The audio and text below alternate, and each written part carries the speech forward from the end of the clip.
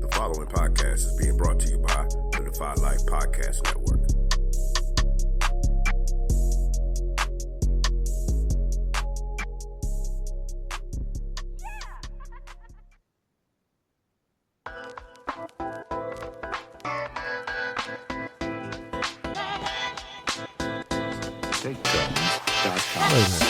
Is this thing on?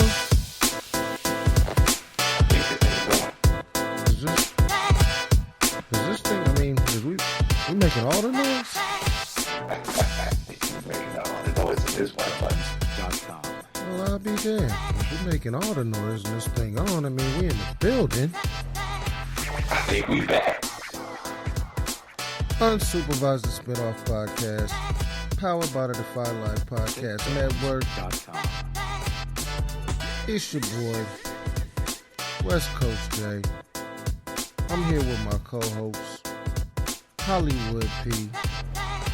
Say what up to the peoples. Good people, man. I missed y'all, man. I'm glad to be back. You know, bringing y'all some great content. Talking y'all about what's going on with me, and man, West Coast and the world. I'm excited, man. Yeah, man. It's been a long time, everybody. Sorry about the wait. Yeah, All kinds of technical difficulties, life-nical difficulties. Life-nical is what I'm going with on that one. I feel like people understand what happened, you know. I feel like we're missing somebody. Where's Regular Scott? Regular Scott is recording one of his mini podcasts right now. He has been really, really busy. Shout out to my man, Regular Scott over there. Him and Uncle Oz, you know, taking me for Marvel versus DC. It's a great show. Those guys been holding us down, man. I really appreciate them. Shout out to other co-host Money. He's on a little hiatus for right now. We'll keep y'all updated to whenever Money gets back with us. Right now, we just gonna keep things rocking. Yeah, shout out to the Kingpin JR. You know, he had conference calls. Otherwise, you hear his voice too. Past that, you can find us on, listen to us, download us, subscribe to us. We back in this thing. We'll be giving y'all regular content once again. We can be found on Defy Life Pods, home to all of the Defy Life Podcast Network's wonderful shows. We can be found on Spreaker, Spotify, iHeartRadio, iTunes, Google Play, or podcasts, or basically if you can find a podcast, we probably there. Makes sense. Yeah, now, for you, we also got that social media podcast. Yeah. You know, so you can check us out at facebook.com /unsupervised spinoff podcast, and definitely like, share, comment.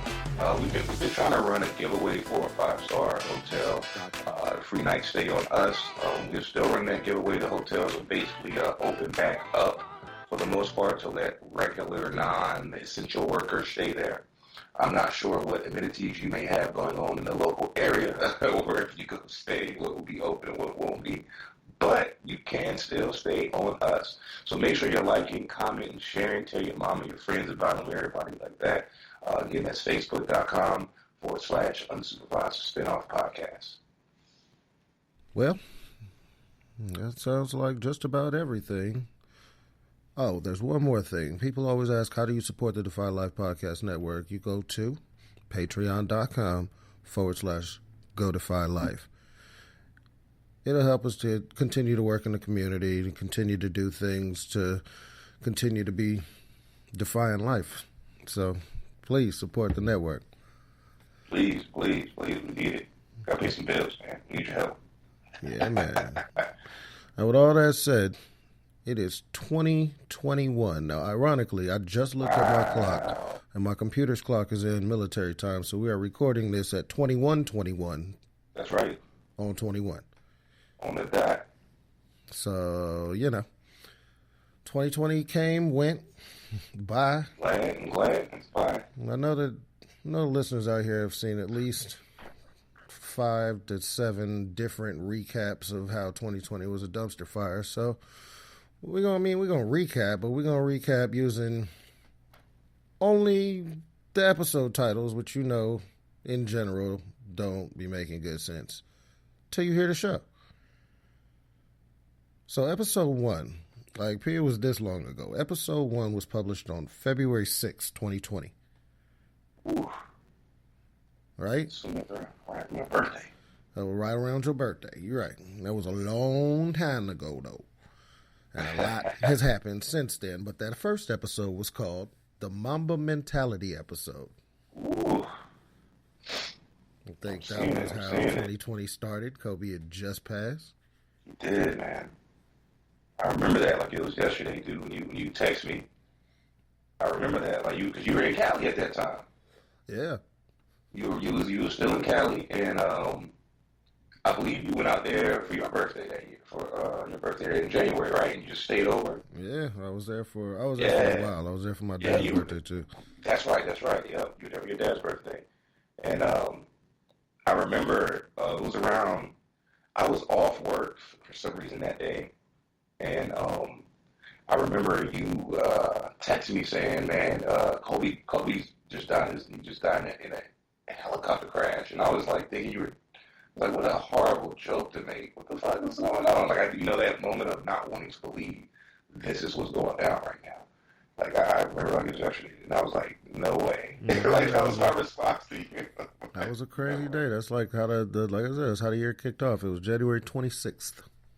Yeah, man. And we recorded a week later. Our first episode, the inaugural episode, was in honor of Kobe Bryant. It was the Mamba Mentality episode. It was, man. It was. Wow. You know, so, again, Kobe Bean Bryant, rest in peace. Rest in peace, Kobe. So, it's like going with a good time, too, man. I mean, that's what I'm saying. We ain't got to redig that back up. We ain't got to do it. You know, So Lakers did win the title, though. That's around there somewhere. Win the title, so Did win the title for him, though. It all made sense then, you know. Yeah, it came back full circle. You know, Kobe shining in. Came in, and the ghost of Kobe Bean was in the building. Rocking the Black Mamba unis. The Black Mambas, they was wearing them. They wore the Black Mamba unis. You know, but that was way fast forwarding through the rest of the year. So, episode 2 was the Valentine's Don'ts episode. The Valentine Don'ts. Like, what do you not get your Valentine? What do you not get somebody for Valentine's Day? Chocolate-covered dicks. And as I still have that fucking image of the chocolate molded butthole. And I think that the conclusion we had come to in early February of 2020 was that chicks can send, ladies can send, girls can, whatever, women can send them. And I think we agreed that gay men could also send molds of their anatomy to each other. But regular people know. But like regular dudes don't do that shit. Regular Scott definitely know. Regular Scott definitely not. Definitely not. So, a couple weeks later, or a week later actually, the Drunken No Money episode. Hilarious. Because first taste of us running the show. I was still planning shit. I was still getting ready to go on hella vacations and shit. Yeah. And so I was still in that. And then by the end of it, we was just yelling at each other. That's all I remember about that show. I really don't remember much of that show myself. Right. I mean, it is aptly titled The Drunken No Money episode. So let's see. To round out February, hey, it's the Money's Back episode. So at that point, we got a little bit more streamlined, a little bit more focused. And in fact, that was the first time he tried to bring up the coronavirus. And I'm trying to axe that shit. That'll come back in a minute, guys. Clearly, that's going to be a theme. Yeah. Yeah. But back on track, we was all good. You know, everybody was up and running. We was chilling. The world was still open. Everything was still cool. The following week, we put out episode 5, the Single Past 30 episode. So now we are at the beginning of March 5th. The Single Past 30 episode. Yeah, is it crazy to be single past your 30s, essentially. Like, is it crazy though? Like, I still don't know that there's a consensus. I don't think it is. I think nowadays it's more accepted. It's not like we're worried about tradition. I think more people, like we said in that show, are taking their time. They're realizing the conundrum of marriage and whether or not they need to be a part of it. It's a lot of different things to it, but for the most part, I don't think that it is crazy. No, I don't think it's it's crazy to rush in to spend the rest of your waking lives with another person. That kind of codependency, I believe, can be unhealthy. That's fair. You know what I mean? I just think that a lot of people are learning who they fucking are. A lot of people I've known. I'm 36 now, and to be honest, man, a lot of people I've known that have been married have been divorced. There's very few numbers of them that have stayed together who were married in our 20s, like mid-20s, 25, and are still married to this day. A lot of people that I know got married before 25, and at 25 are now divorced. They're finding out who they are. They're still growing as a person with this day and age technology. You know, how things are moving so quickly, how we're learning so many new things on a daily basis and contradicting the old things we knew. Just about, coming into yourself and understanding who you are, what you want, the things you don't want, what you want to stand for, how you want to go about everyday life, and, who challenges you on a daily basis to get better as a person, or, broaden your horizons, broaden your habits, your hobbies. I think all those things I think this generation, we're getting to know that, and we're this generation is making a lot of hasty decisions as a whole. Like our fathers. This generation is making hasty decisions, or is not? I said they are, for the most part, as far as like jumping into marriage, and I think that we're experiencing that shift of making the hasty decision to jump in to that decision of, okay, let's take our time and try to move in together and play house and see how things work with us just before we just plunge into it. So I think we're witnessing both ends of the spectrum, like, people who are jumping in and rushing, and a lot of people who are learning from those at the same time. We're getting to actually see that play out in this generation versus, one generation you have the rushers, and the next one they start taking their sweet time. I think we have a little bit of both of them because people are still getting married really, really young, and the divorce rate is still really high. But for the most part, I think that we're seeing them also learn from those around them that are rushing in. And they're not so quick to do so themselves. I'm thinking the divorce rate is still at 50-50, is it not? Hold on, let me look that up. That's actually a fair yeah, I thought it spiked a little bit. What is and it the went back down. current divorce rate in America? Oh, wait, actually, let's go with 2020, because that's what we were talking about. The divorce rate is 2.9 per 1,000. What the hell does that mean? Per 1,000 marriages? That doesn't make sense. Okay. So that means if it's 2.9 per 1,000, the marriage rate is 6.5 per 1,000 population. That's still a solid third of it, right? What is that? 3 out of 6.5? No, that's almost 50%. We're about there. Yeah. We're about there. So yeah. So I mean, if you're single past 30 at this point, I remember somebody said once that you can tell when a civilization itself is growing because the rate of people having children, the intelligent people start having start having fewer children, and they start having them later in life. So they start having them in their 30s, in their mid 30s, and their, you know what I mean? Yeah. That as a result, their education has gone up. They've had some time to live life and be people. Whereas back in the day, like you said, when the early traditions, motherfuckers was married out of high school. Like to hear somebody married to their high school sweetheart now, that's somebody's grandparents. Right. You know what I mean? It is exceedingly rare to hear something like that these days. Right. Like, damn, you still with your high school sweetheart?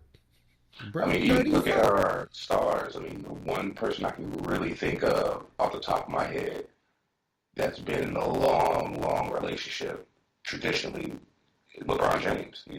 A lot of athletes, That's I'm fair. sure, are like that. But That's fair. he's one that I can just, not say the only, but one that I can think of in the limelight who's not had any scandals or a bunch of different partners and been with the same person in a traditional sense. And, you know what I'm saying? Yeah, the whole time. Married fresh out of high school, right? Didn't they get married early? No, they had a kid early. They had Bronny when he was in high school.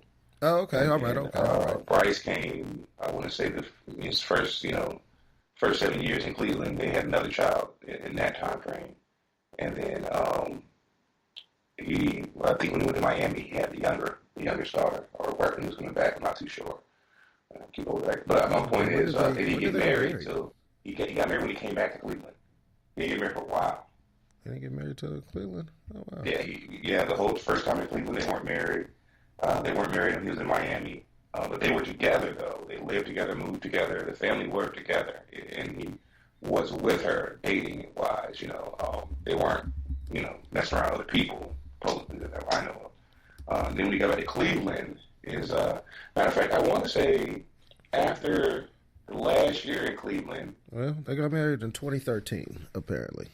Okay, yeah. It was run that was right before he came back to Cleveland. Crazy in Love. Cleveland in 14, I want to say, right? Performed. That Beyonce and Jay performed Crazy in Love at their reception. First off, if you've seen Schitt's Creek at all, Schitt's Creek was big in 2020. But the way these motherfuckers be name dropping, Moira Rose be having me dying.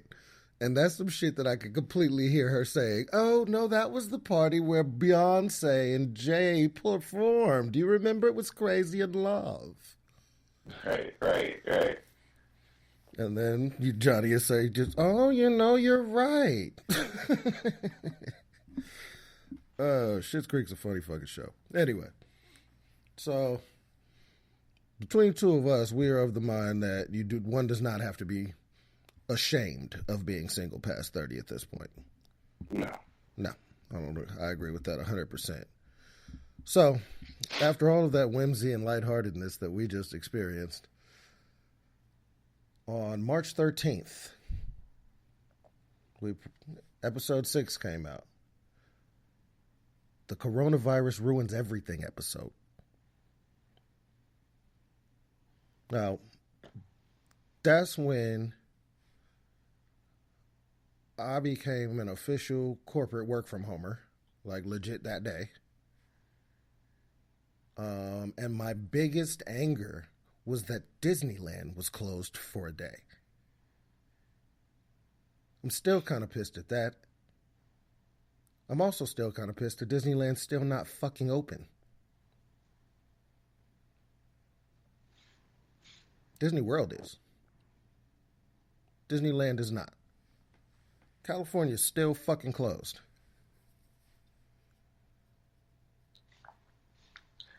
Yeah, man. A lot of places are. A lot of places are. Texas is closed. It was a lot of questions. There's still a lot of questions in there. There were a lot more than during that episode. Just with life in general.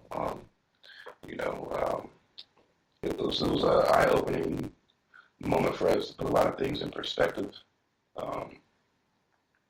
It was a life-changing episode for real. We were experiencing life change as a whole that affected us all at that moment. Like, legitimately ruined everything going forward. And I didn't know how... Trips were being canceled left and right. I mean... But I'm saying I didn't know how accurate that title was. I mean, at the time we didn't know how, we'd still be sort of in the same place months later. We didn't know that at the time. We thought it was going to be, maybe a few months, At the time, we thought it was going to be 2 weeks.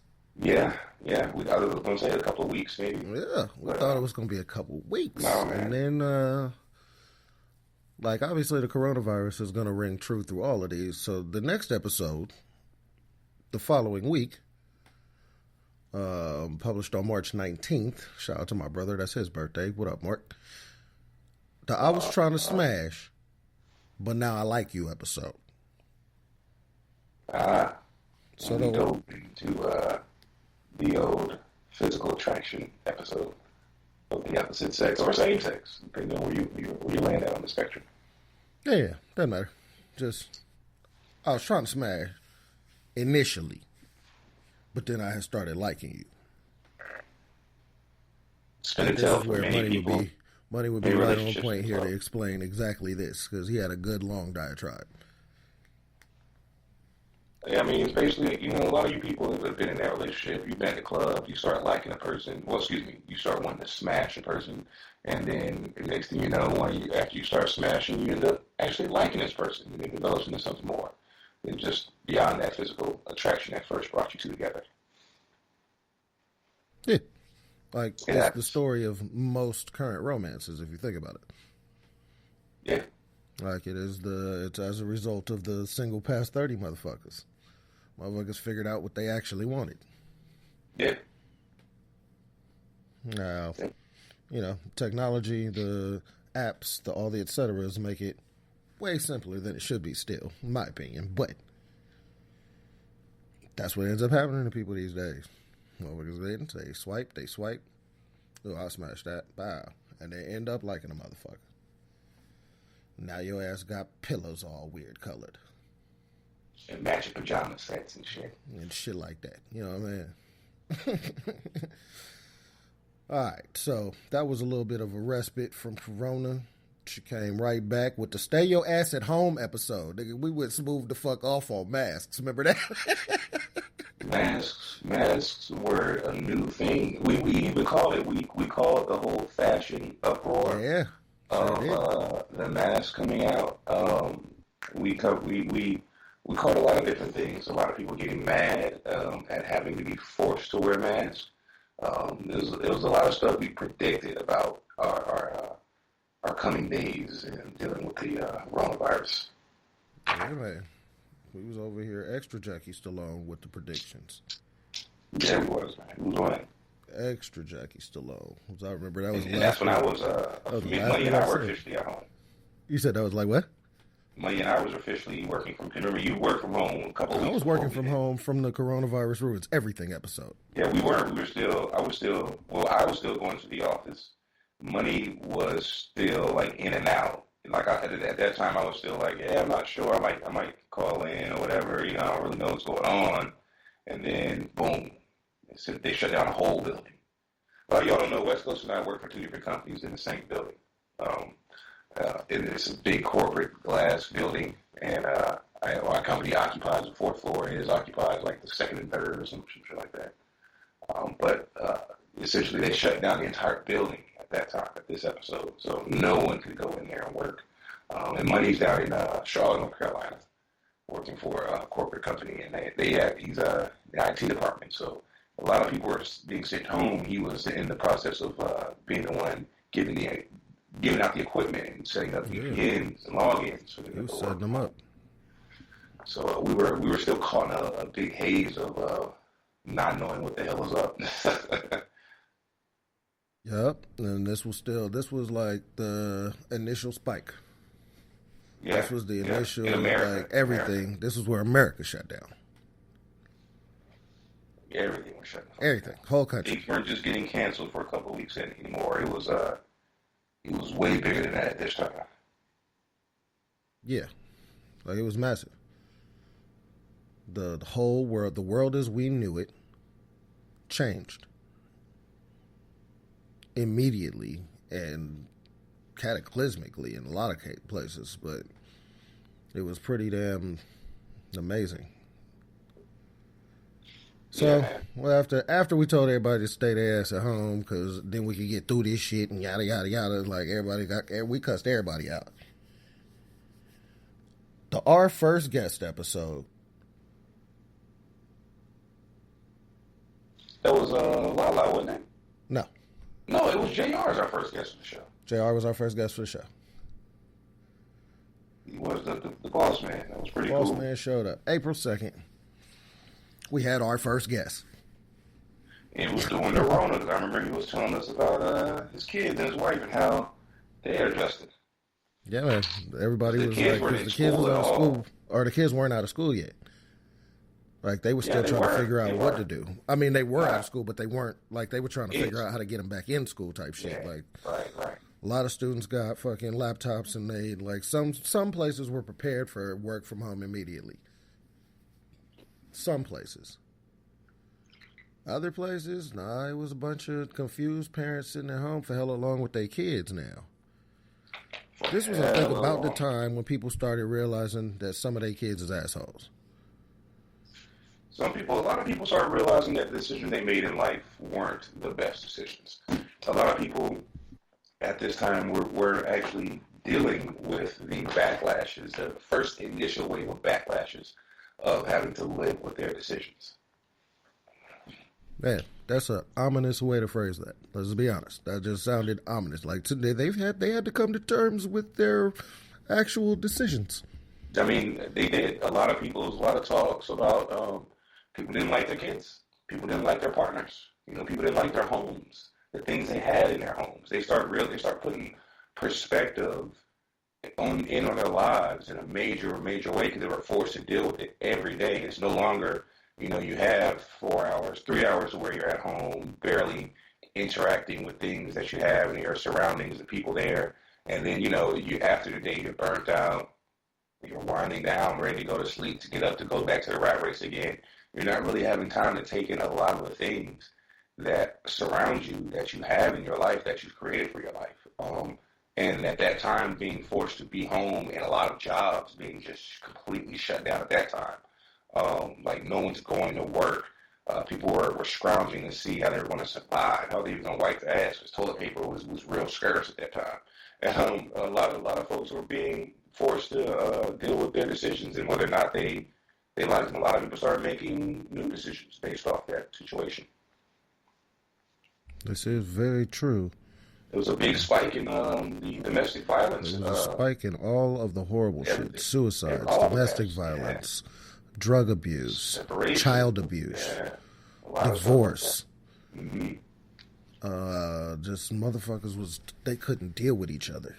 Not like that, you know what I mean? Like, it's like you said, with the rat race, you got 8 to 10 hour respite, basically. You got a way to get out of the house. And then you deal with your office family, which is a completely different conversation. Right. Then you come back home to your regular family. Usually everybody's on schedule by then. You feel like you already know where it goes, what time, how much time you're going to have to spend with everybody. You know what I mean? It was regimented. And then all of a sudden, it was 24 hours, you and them, bow, what is it? Right. Happy and the things around at this point were dogs. No. You didn't like your TV, then you were forced to watch that TV because you were stuck. You didn't like the dishes you had, the food you had, whatever, the decor, If you just didn't like the clothes you had to be forced to wear in the house and things like this, the amount of space you had in your home. I mean, a lot of people were believe it or not, a lot of houses got put up on the market, and a lot of houses got bought during the pandemic. There are a lot of banks still giving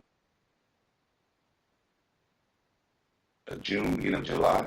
A lot of people were buying new homes. A lot of people realized the housing market is amazing amazing in most places right now. You know where it's amazing? The housing market right now is amazing in big cities. People started fleeing big cities. They did. People started moving out of big cities like a motherfucker, man. Yeah. Getting out of there. A lot of people started changing their entire hustles up. My cousin, for one, I can give an example. She was a teacher. When around this time in April, when we were doing that show, schools are shutting down, money was stopping. She looked at her husband and was like, I've been looking to get out of teaching for a while because the money's not where it needs to be. We've known that since I've gotten into it. Now it's time to find something new. And so she basically created a business like a lot of other people did. They created businesses that not only cater to people staying at home, but just businesses that they've been dreaming about starting for a while. They found their ticket out of the rat race.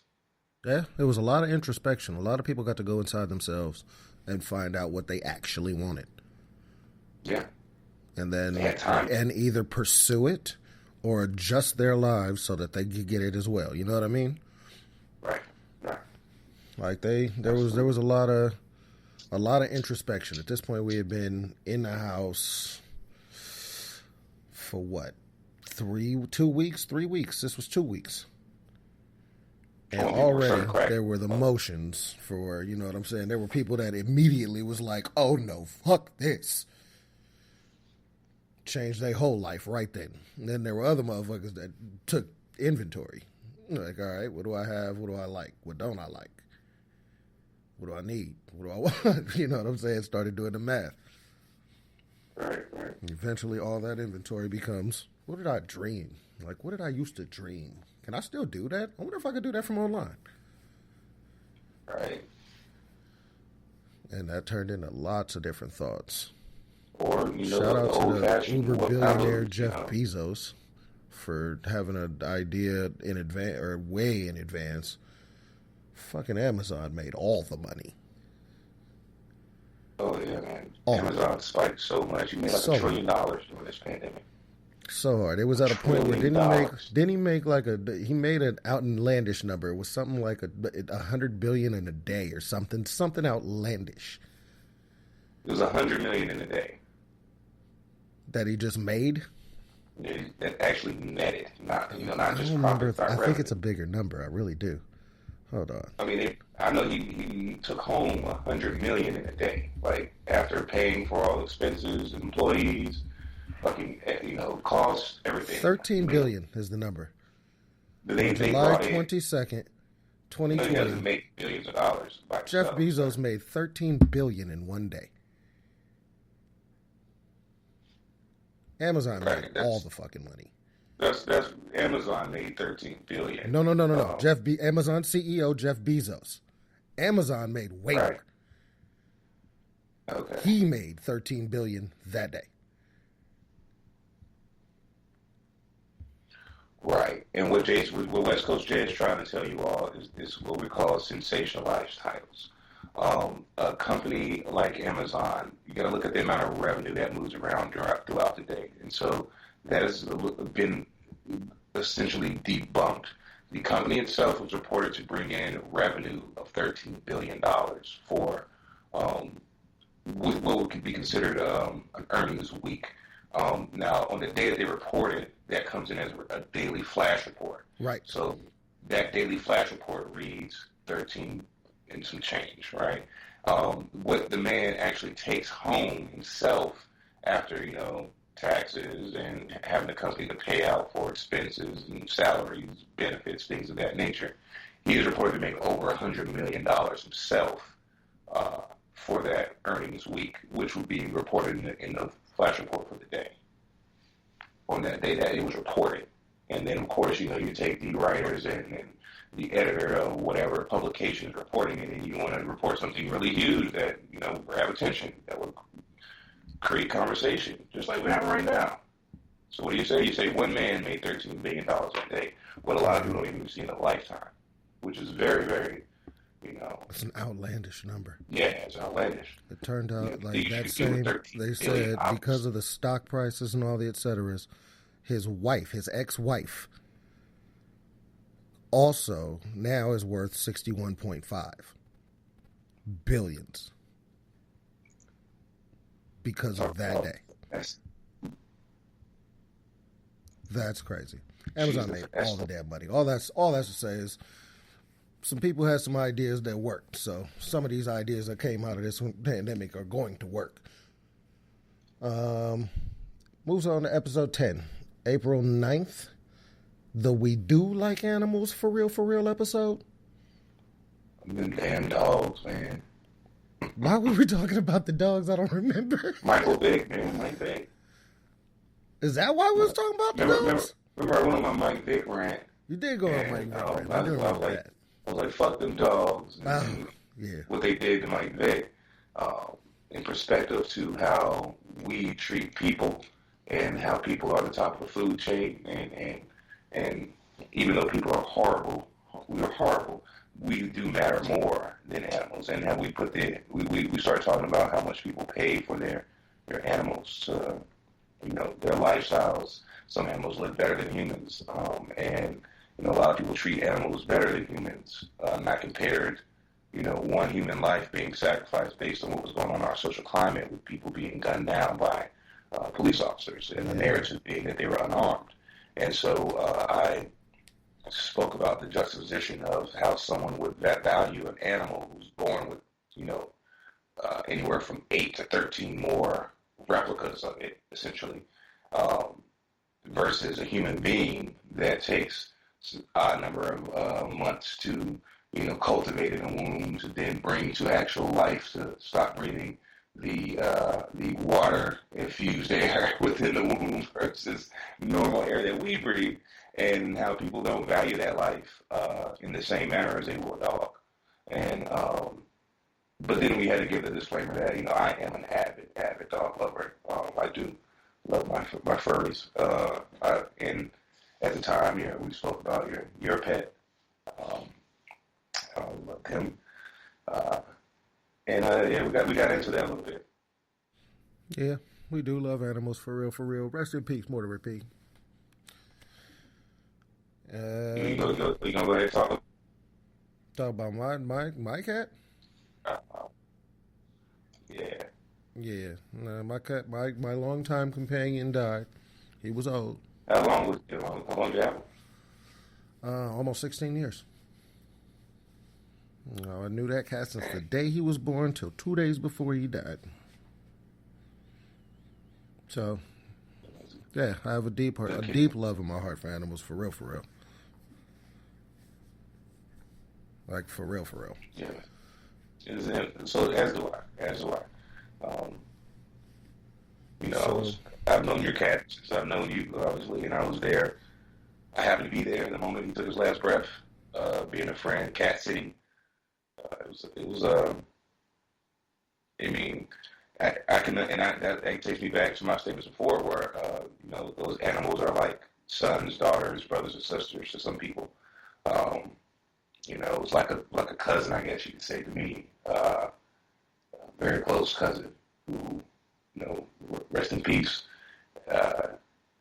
It changed life when it was all said and done. The adjustment was like so real, and in my face, I had to just leave the whole area. I guess I wasn't ready to adjust, or knowing it was coming, knowing it was going to happen. But in being, normally I'm the guy who thinks about, what's going to happen after you do this. What's going to happen after the fact. I'm the forward thinker. I think that's safe to say. Anybody who knows me, that moment I didn't think about that, like how I would feel after I no longer hear something and look up and he's roaming around or sniffing into something, scratching at something. Generally being in other people's business. Right, or randomly look up and he's like right there at your feet and you're like, where the hell did you come from? I didn't process being in those moments, how it would make me feel. At the beginning, when it first hit me, like when I kept looking down, checking his food bowl when he wasn't there, never came out, and then it hit me like, oh my God, he did just die, and part of me immediately was like, man, I gotta get another cat in here, to kind of like fill that void. I didn't want to. Yeah, no. You know what I mean? I didn't want to think about it like that. I didn't think about life without him just being a part of it. You know what I mean? So to speak, just being there in the background. That selfish moment of wanting that back again. And then the adult in me having to say, you know what, that's part of life. And now he's come, and I'm blessed to have those moments of joy of interacting with him. He was almost like a therapy animal, so to speak. And I'm glad I had those times, and now it's gone. All the things eventually come to an end, and I had to let that one go as well. Yeah, man. You said it best when you told me that he's lived a good life. That cat lived a good life. He did. He was happy. He met lots of people. He saw all kinds of outlandish shit. So much outlandish shit. I know for the latter part of his life, he saw a lot. No, at the beginning as well. See, and I wasn't even there for that. I just know what I was there for was some wild times. The Den of Iniquity is it's a roaming theme. It works beautifully. Okay, so rest in peace, Mortimer P. Kitty. Like, that was deep. Because we do, for real, like animals. We do love animals, for real, for real. That's a real thing. Love that cat with all my soul. And then that leads us to the next episode's title, the Got Carried Away episode. What we get carried away about? Just now we got carried away about the cat a little bit. We did. What we get carried away about in April? On what would have been tax day. The original tax day. Checks. The stimulus, because that would have been the original tax day. So we got carried away with the stimulus checks? We got carried away with Coach Roy. We got carried away with our wacky stat. Oh, the wacky stat we definitely got carried away with. I don't remember exactly what it was that week. And then communication, under communication, and the lies. Do they have their place? I think that was when we got we started talking about lying and cheating in relationships. Oh, wow. Okay. We talked about Joe Biden a little bit. The president-elect. Oh, didn't we predict we did. Biden-Harris? You and I were on the fence. We said we don't know what's going to happen. But I didn't predict Biden-Harris. I feel like I predicted Biden-Harris early. I think you said I think you said Trump's going to win. Oh, yeah. At this point, I thought he was still going to win. That's right. You said, and then I was like, I don't know. I'm on the fence. I agree with you. West Coast. Yeah. You said they had a shot. I said I agree with you on both ends. I think that, and I agree with we both agree with Money because he thought Obama's coattails would land Biden back in office. Well, in office. And I was on the fence. You were like, right now, you don't see it. Because you believed in the power of the stupidity that followed Trump, yes. Which was very strong. We'll get to that. It was very strong. We'll get to that. But yeah, I remember that one. I remember that, and then we got carried away in that. I got carried away. And the stimulus checks was, oh man, the internet was amazingly rampant on that. The internet is undefeated. We know this already. Yeah. Nothing defeats the internet. They're so much better at it. Every single day, they give me something new to show their dominance. The internet is impressive. We went on to the good old Dirty Dozen. To the Dirty Dozenth. And that was just episode 12. We wasn't talking about much. Well, we were talking about there was a lot of protests then with the mask and the Rona. People didn't want to stay home. Oh, was that the militias? Did they run up on the governor yet? I don't know if they ran up on the governor. They ran up on the governor, April. I know we were supposed to get a part 2 of the stimulus at that time. So no, they didn't run up on the governor then. They were still trying to get civil unrest under wraps at that time. Because we started talking about the athletes going pro. Remember that's when LeBron did some shit out there in Bronny. City, Was California. Bronny smoking weed? Was that the Bronny smokes weed? No. This was when California passed that law about student athletes and playing to get money off the ball. That was during that time. You're absolutely right. And people were starting to protest the stay home order. And they weren't protesting staying home. They were protesting wearing the mask at first because remember places were always shut down. Right. And we went to 12. The states were just, that was some of the states just arbitrarily opening. Yeah, they were. Because Georgia was trying to open fast. Yeah, Florida is my favorite. They don't give a shit. They're always open, apparently. Georgia was the one that came back out the blue. It was like, wait, what? All right, I guess they're the experiment. And then Florida, Texas. 13. Texas opened and then shut real quick. And then opened right back up. Yep. Because right in 13, we talked about that with our guests, Regular Scott and Uncle Oz. Yes, we did. Disinfected comments that the president was making. We followed up because that's when the NBA, the bubble, and all that they were trying to get back started again. Right. The bubble was doing the first play-in exhibition kind of games or some shit like that. Right. And we started talking about what's going to happen with sports and the basketball class for Carolina coming in. That's right. Regular Scott loves talking hoop. Loves it. That's his favorite What happened with the activity. NFL draft? And how the ways that the NBA can function in the short term. And then we talked about our main topic, interracial relationships. Man, Oh, yeah. that was a neat one. It was a good day. You know, this actually sounds like about the halfway point for us. So I'm going to go ahead and run a commercial. Pay a couple bills right quick. Y'all stay tuned.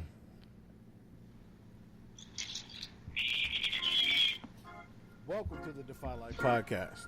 For in-depth, entertaining, often hilarious, always real talk about sports, culture, lifestyle, and current events, join us and become part of the movement. The Defy Life Podcast. New episode every Wednesday, everywhere your favorite podcasts are available. Brought to you by the Defy Life Podcast Network. This is Defy Life.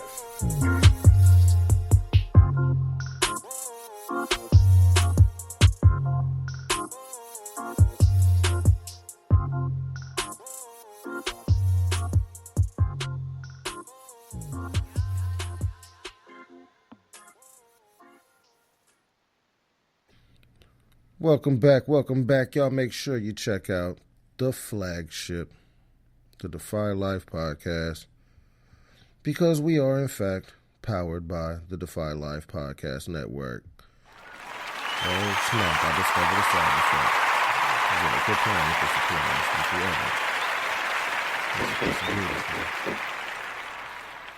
West Coast J, Hollywood P, picking up where we left off.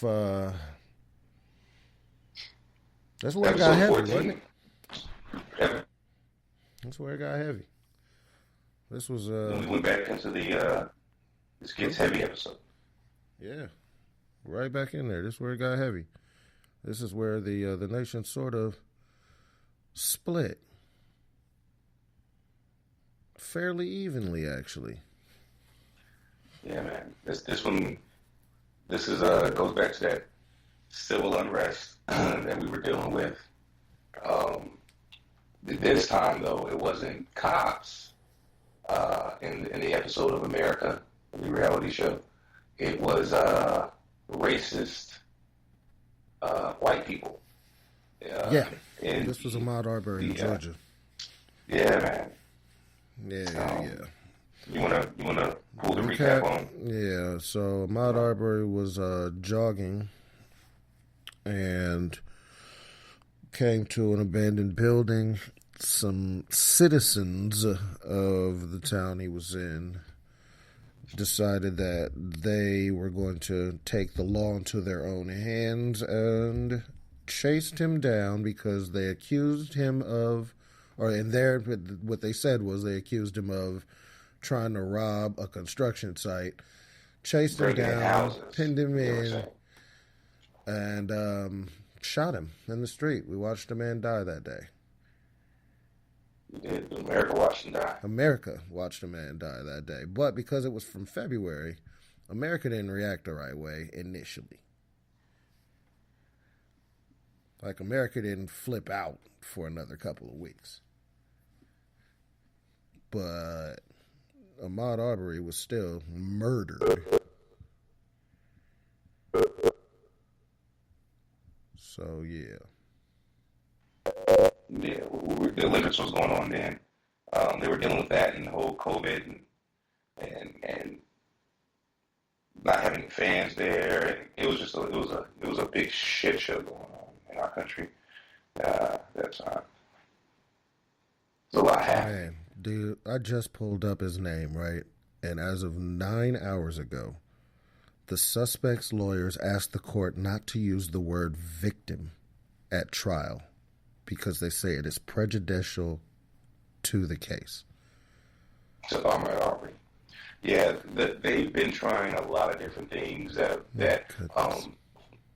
in goodness and fairness, the court system has been denying for the most part from what I've been keeping up with. They were trying to keep the second videos that were released out of the courts when the son of the retired policeman who shot Ahmaud Arbery, I can't remember his name, but he was speaking to a woman officer, and the defense were trying to keep those videos out of the court's hands for out of evidence that the jury wouldn't see it, so that they cannot that the prosecutors cannot mount a case on the preferential treatment that they received while being, two men who are being investigated and held and detained at the time for murder after just committing murder. How the officers were, extremely polite. None of them were in cuffs. Yeah, I mean, but we already knew they knew water and shit like that. Yeah. So they're trying to keep that out. So because they're saying that it might be prejudicial to the defendants once the jury sees that the police basically were dropping the ball. They didn't handle this like they would any other case, right? Which will show that there's some malice that's been involved on that end. Yeah. So basically, what the lawyers are trying to racial aspect remove that. Yeah, they're trying to remove the racial aspect from it. Basically saying that these aren't some good old boys who are being protected by their friends, which clearly in those videos shows that they were in fact being some good old boys being treated protected very, very kindly, protected by their friends. We also know that they knew the police people. And even in the video that's trying to be held right now, it shows that the female officer who didn't recognize the young man, she did in fact know who the father was, and said, and I quote, I would have been got you some water if I knew who your dad was, but I know who he is, don't worry. Oh, wow.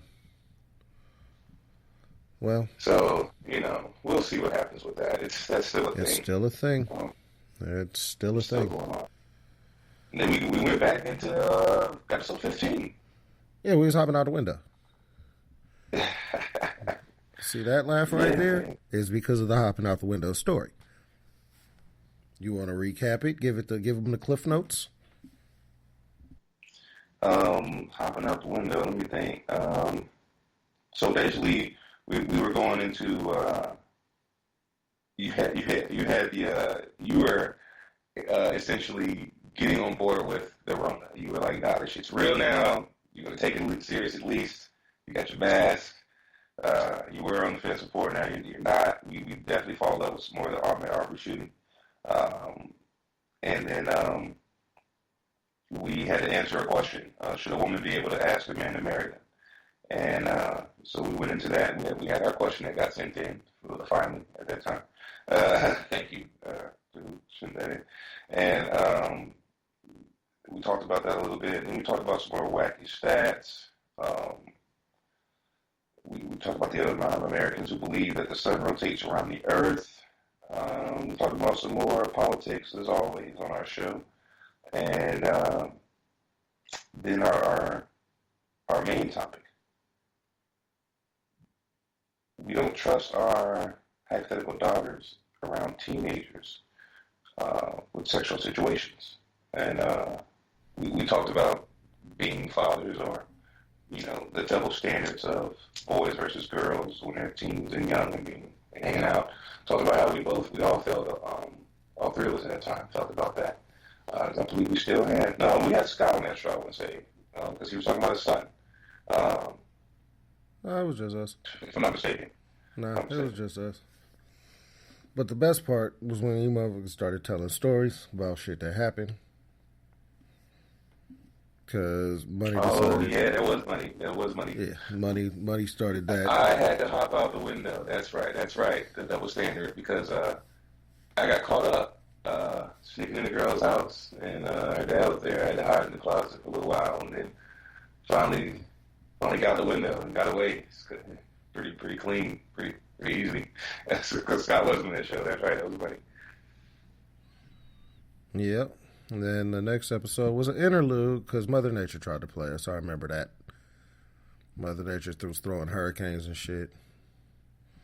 Knocking over trees. Power was out. We were doing a lot of shit in 2020. Yeah. Like Mother Nature was acting an ass. And so then, on May 23rd, the Hoes to Heroes episode. Hoes to Heroes. Hoes to Heroes. I mean, as we were in May, and we had some states opening back up. Right. States were starting to open again. I remember that. All that are the case. They had some new arrests being made around that time. Some new information was being divulged. We talked about the amount of Americans who believe in ghosts. Yeah. We are some of those Americans. A large number of Americans believe. Yeah, we are some of those Americans. We are, in fact, some of those. And the president, we was petty party politicking again. The president was being petty. He wasn't going to show the picture of Obama. We thought that was funny. That's right. Still think that was funny. More presidents do it.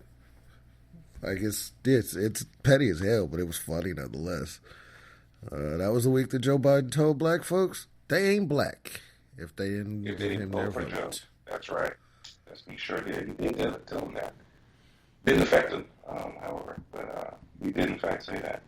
Yeah. Then we paid. We talked about Bootsy Badass paying a prostitute to fuck a son.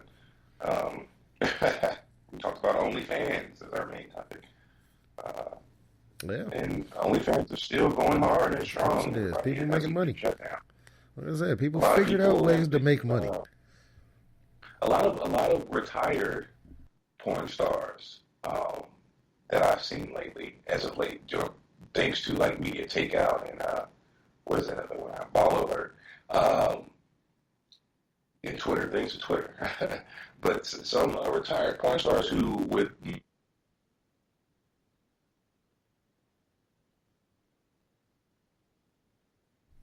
Wait a minute, where'd you go? I don't know how that whole thing works.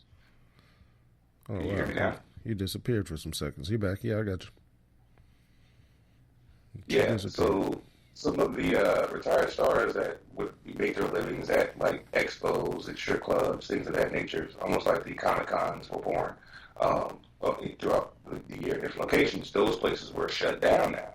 So they were forced to, I guess you could say, come out of retirement, and they're now shooting their own material and releasing it themselves on their OnlyFans.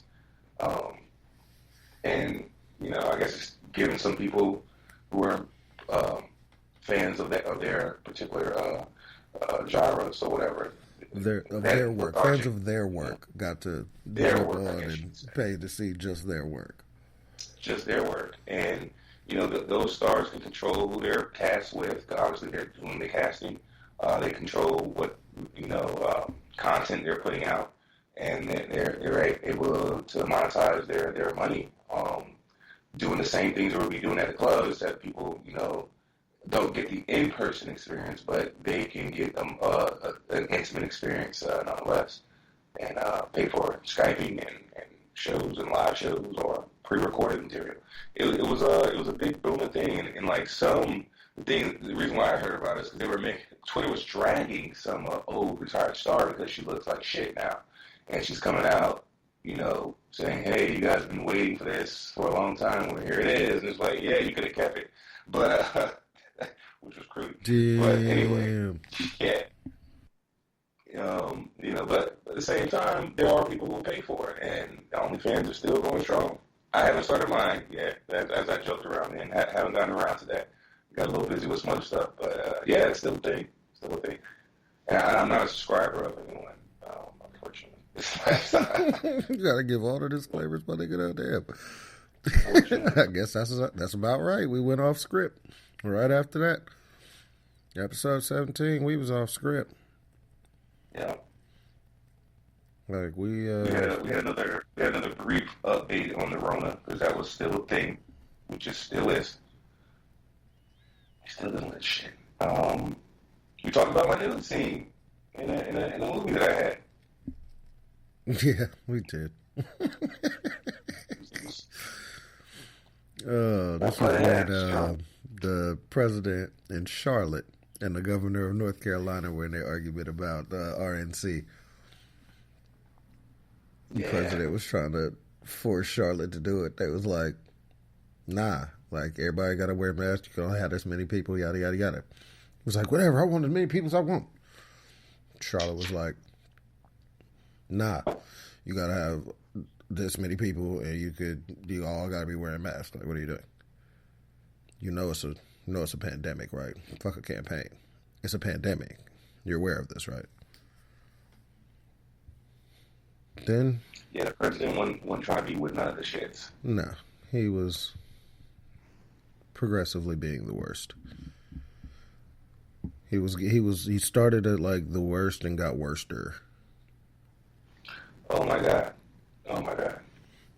Hopefully we get to it, but we got to talk about the recording that was just released of the current president dude. Oh god. What he tried to do. What did he say? But bro, this dude basically called the officials out in Georgia and was just on the phone with them. Like, so, you know, we know we won the election, and, you know, we know it. We saw the numbers, and now you guys are reporting different numbers.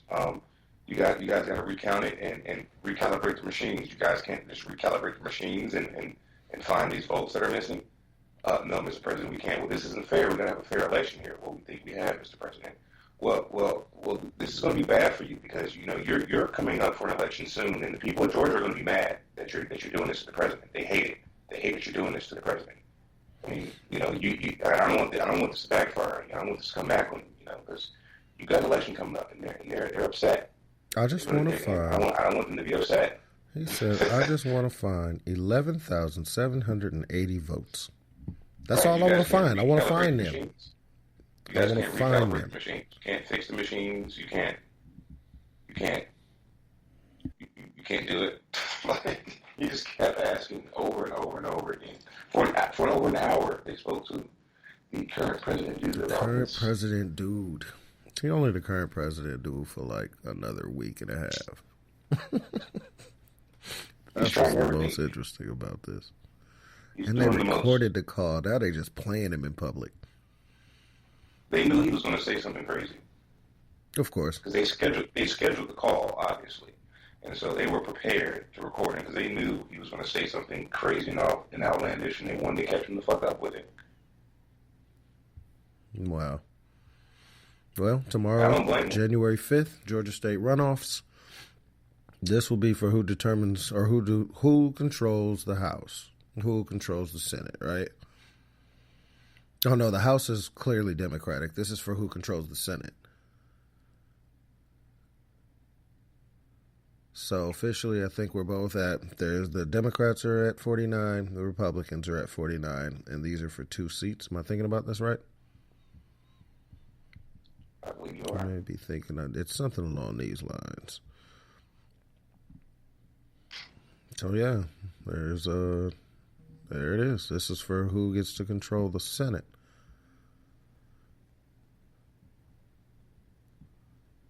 Two runoff elections. Turtle. Mitch the turtle. The turtle? Yeah. The awkward turtle? Yeah, that guy. All right. Moving along. I think this was... We're going to have an open dialogue about that, like our next show. Yeah. The next show was legit George Floyd.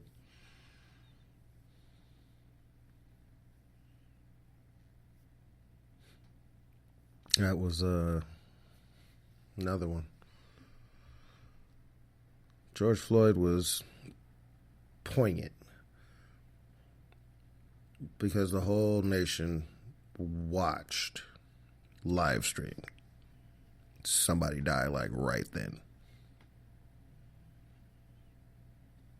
After being kneeled and someone knelt on his back for 8 minutes and 47 seconds.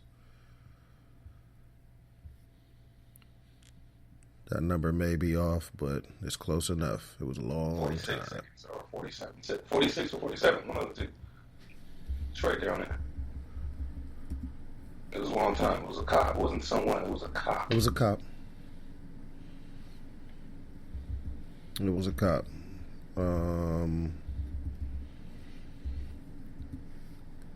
Yeah, 8 minutes, 46 seconds. Well, the backlash of this country was both beautiful and brutal at the same time.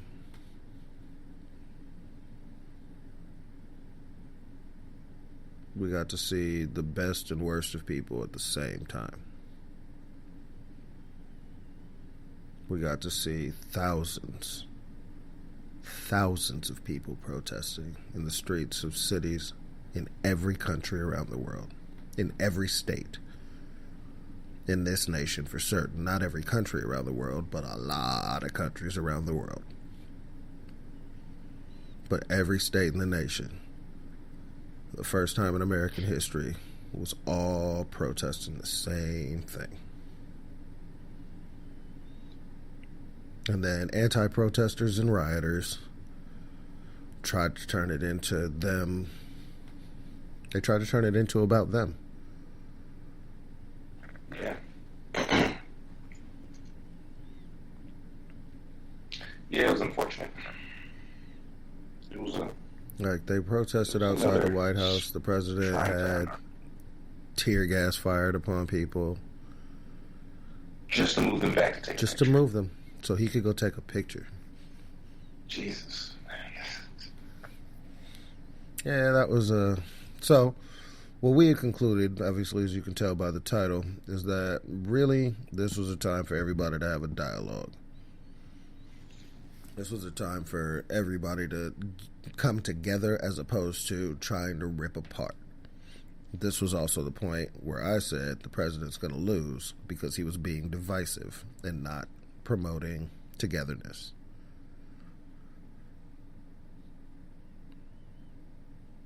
So now we're at June 12th, this whole movement. The whole movement. Like everything we just discussed, we got into that way deeper. Way deeper. Yeah, man. We got deep into that. We didn't have a format of that show. We just kind of touched on things and then just we just talked. We just talked. We got biblical with our wacky stat of the week. Did we? I don't remember, but it's called Et tu Judas. Was this the one where he brought up the "Is Judas a hero?" question?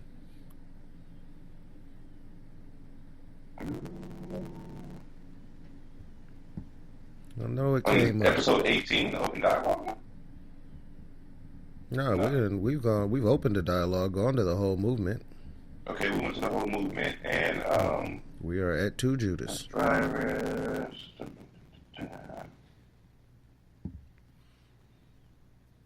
Yeah, we talked about black conservatives.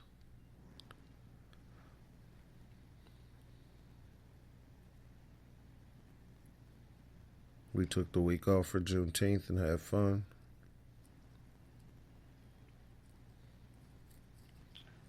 Yeah, E2 Judas, that was the one. Yeah, we had that deep ass question about the hero versus the.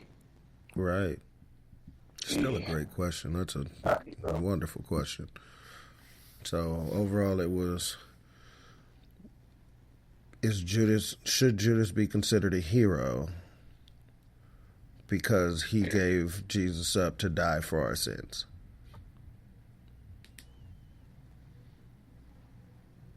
Like, Jesus wouldn't have been able to do that if it wasn't for that betrayal. Should he be considered a hero? Which is still a very deep question. Yeah, and then we got into how people look at things as far as like the programming for stock characters and how, story arcs and things of that nature. Yeah, that was a good question. It was a great question. And then right after that, we was back to partying. We was old enough to drink. We had G and Lala. We was. And Nisha T, as she told me to call her. That's hilarious. But young Nisha was on there. We had all the fun. We did. It was a good show. It was a good show. We got ladies' perspectives on here for the first time. We did. Ran with the ladies on that one, man. It was ladies' night. It was ladies' night. We was old enough to drink. We had some ladies over. It was what it was. Our episodes was 21. They were old enough to drink. Right. We did things responsibly. You know. No, yeah, we started asking them questions. If a man proposes and the lady says no, is the relationship over? I remember that, yeah. Is a threesome with two ladies preferred over one with two guys? That one we all pretty much agreed. They were split on that one, remember? Well, it was like, yeah, she can have two guys, but she's like, she can have two girls too, but she would have more rules with the girls than the guys, I guess. Oh, that's right. There was rules involved. Hella rules. Hella rules. I was like, nah, she ain't interested in two guys, two girls. What rules? And it was a hella rules of that. It was hella rules. That shit was so funny. Oh, that was a fun ass episode. We had fun with some drinks and some ladies around. And then we did a swap cast right back behind it. Me and Money went and visited Sip on This. And so it was on a little show. And we had some old fun. We had a real good intimacy conversation. I remember that very distinctly. Brings us to episode 23, the Deal Breakers episode. What are your relationship deal breakers? Oh, yeah. We talked about our wacky stack, Mark McGuire. Hitting that ball far. Hit that ball far. It was miles. And then all the sports were coming back at this point. This was August 7th. Yeah, and then we had regular Scott over to talk hoop.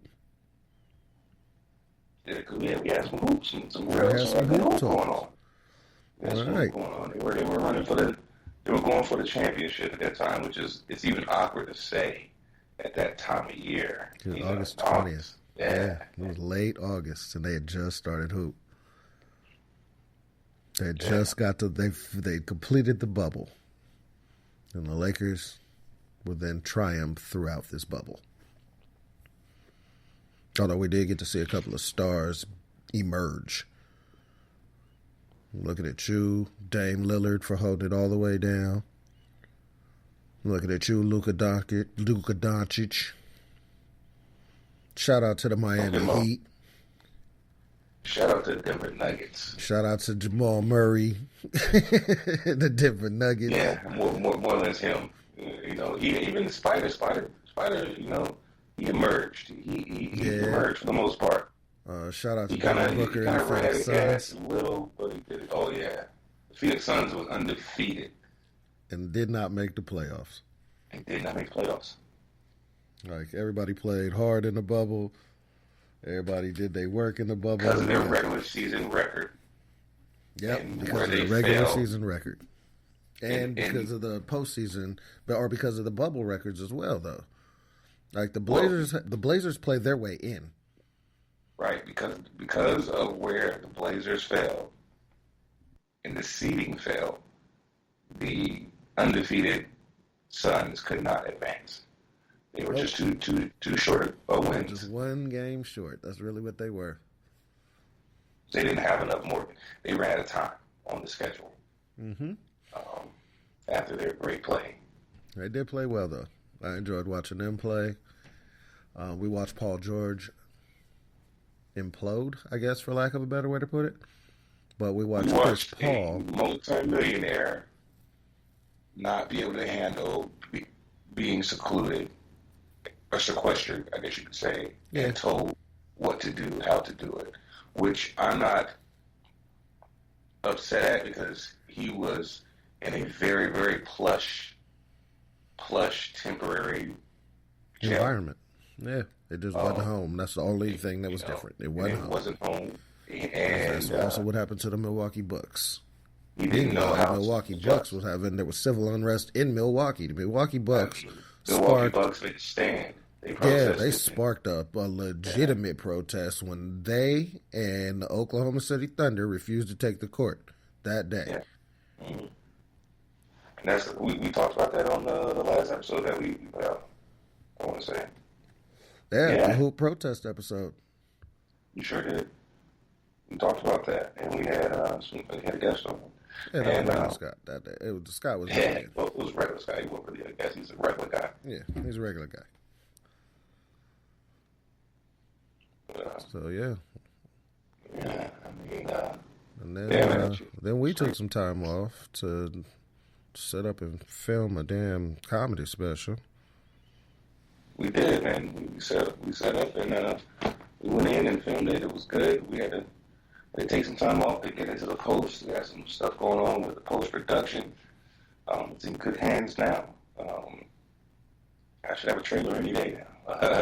Nice. So we'll have something to show y'all from all of that time we done took off. Past that, it was technical difficulties, but we can pretty much sum up 2020 like this. Congratulations to President-elect Joe Biden and Vice President-elect Kamala Harris. At present, if we were to discuss petty party politics, then we would have to talk about the president dude. And now he tried to say someone stole an election. Stole. This is what he's been saying. Been on. The electors have voted. Haven't they voted? Am I tripping? Did the electors vote? Everybody's voted, and he told his people not to mail in ballots, and the mail-in ballots were a thing.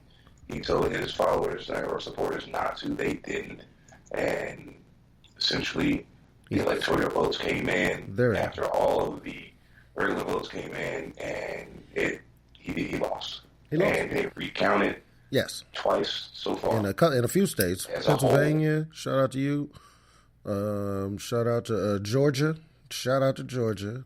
Y'all came through. We didn't expect Georgia. I will say, as a whole, we've recounted. Some states have recounted twice. And he still lost. And he's trying to sue. The Supreme Court is thrown out. Shout out to Wisconsin. I know y'all got some lawsuits. Shout out to Wisconsin with your lawsuits. Yeah, he's trying to sue individual states. And cases being, he went state by state, and they're being thrown out. Being systematically thrown out. The current Republican regime has is not basically officially conceded yet at all. He is still not officially said. As of this recording, on January 4th, 2021, he is still not conceded. So there's that. Congratulations to the world champion Los Angeles Lakers. They did pull off the championship in the bubble. It was a dogfight. I will say it wasn't a blowout. No, the Heat came to play. They ran out of. They just didn't have LeBron and AD. Game the last two Jimmy games. Buckets balled his face off. Shout out Jimmy Buckets. LeBron, you could see his veteran, leadership take over there, and it wasn't purely his athleticism. Father Times called him. LeBron played an all-around MVP-based game. But he played an MVP caliber game, led his team, stayed poised, just like a prize fighter. He was excellent. In the 6th round, he stayed poised and threw the right punches. Yep. He slipped a couple of punches. Slipped a couple triple doubles. Triple doubles. Jimmy Buckets tried to give it to him that last game. He did. He did. And they rallied and pulled it off. It was fun to watch, and they had to earn it. It didn't just roll over, and roll through every team. They had to fight. They had to fight. They could have easily failed. Like the young Denver team thought they could win for a second. They could have easily fell to young Denver, and Denver been playing the Heat. And we were looking at a whole other champion. All right. But they didn't. They won. And yes, they did. And they started the season up early. Los Angeles, the city of champions last year, because the Dodgers won as well. World Series champion Los Angeles Dodgers. Ugh, that's just awful for me to say out loud. Basketball's already back. Already. Like they are trying to get it moving. The NFL celebrated they played 256 games as of Sunday. So NFL playoffs start next week. My teams were all eliminated. So I don't even know who I'm going for right now. Maybe shout out to the Buffalo Bills. I hope you guys make it far. But I almost want to see Tom Brady and the Buccaneers win. But the NFC you still got to deal with Aaron MVP Rodgers. You still got to deal with everything goes through Green Bay in the winter. You don't just go from sunny Florida to frigid Lambeau Field and expect to just win. Not in January. That doesn't make any sense. So, but Kansas City Chiefs are still the front runners. They still look like world beaters. So we'll see. In a few more weeks, there'll be a Super Bowl. Whether or not there'll be fans there, that'll be interesting to see.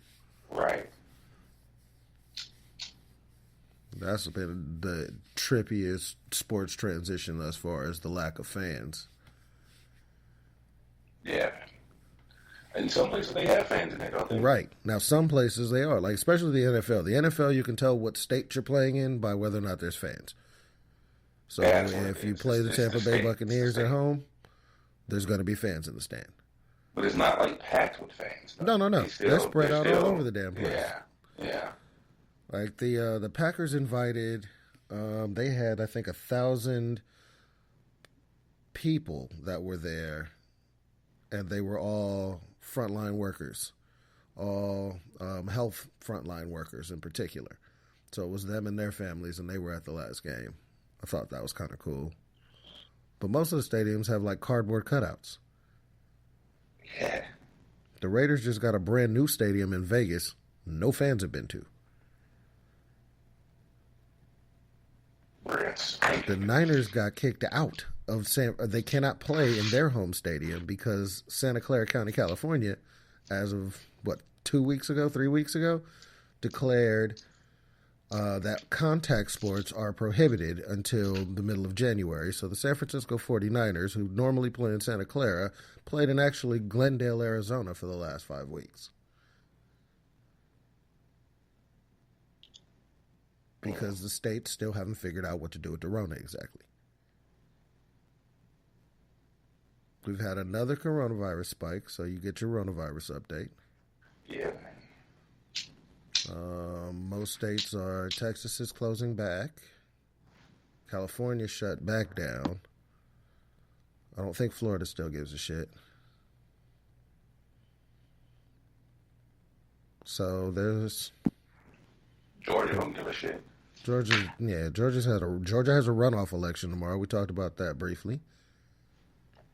And those are our current events for the week. So that was your 2020 recap based solely on the titles of the show. You got anything you want to add? Anything we might have missed? No, man, I think we covered it. Sounds like we about covered Thanks for rocking with us, y'all. Sorry we haven't been with y'all in a minute, man. It's been a crazy year, as you can see. We made it. Now, before you get too deep into it, you might as well just go on and zip this whole thing up. Yeah, man. I mean, 2020, man, it's gone. It's came and gone. It was a fucking wreck on wheels, man. Just pure hell. Every day it was something, you know.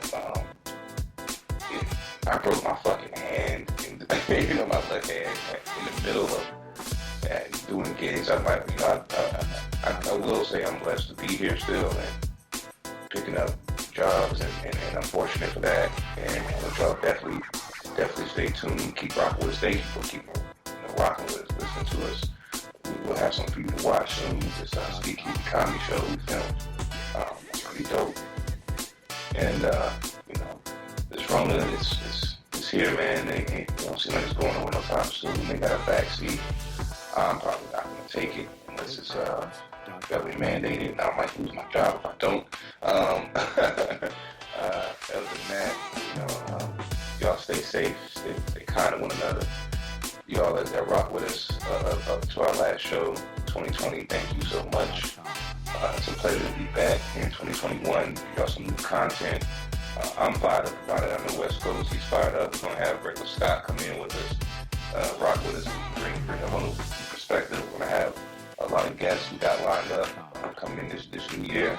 I mean, things are still up in the air. We don't know what the fuck we need the next day, man. But one thing we do know is we're going to stay here rocking and doing our thing, staying hungry, staying after it, and trying to make millions of dollars like Jeff Bezos. That's all I got. That's all I got, man. That's what I'm at, For sure. Well, as always, thank y'all for rocking with us. Thank y'all for coming back to hear us. We back in this thing. We'll be back with you going forward. It's nothing. We greatly appreciate everybody still beginning to recap something we used to say all the time. Shout out to all the frontline health employees, all the frontline health workers. Y'all still in there dealing with it every day. Shout out to everybody who lost something in 2020. I wish you prosperity and happiness in this 2021. Happy New Year, Merry Christmas, Hanukkah, Kwanzaa. What else we missed? Thanksgiving, happy Thanksgiving, happy Halloween. All the holidays. We missed all the holidays from like all this storm. We missed them all. Right, we was. I can't lie, we was on a little holiday break. Yeah, that's what we're gonna call it. I mean, I broke my hand and stuff. Life was crazy. There's a lot going on. That's the honest answer. Cat died, a lot happened. So, either way it goes, though, to sum it all up, if you ain't rocking with Defy Life, what is your life about? Shout out to you, money. And we out. Peace. Let's start with the code as peace. That's a regular Scott move if I ever heard one. What up, Uncle Oz? What up, Al? What up, Pooh?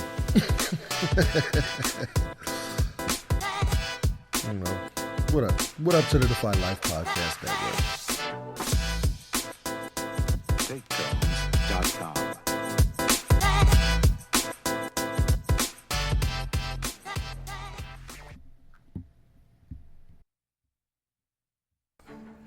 If you're into all things comics, you have to check out Take a Knee for Marvel vs. DC, your go-to podcast for comic and superhero discussion, debates, polls, and more. Tune in as regular Scott and Ozzy Killmonger chat about your favorite comic topics, and you never know who may show up for an open mic or what will be next on their favorite One Gotta Go. Take a Knee for Marvel vs. DC, every Sunday, powered by the Defy Life Podcast Network.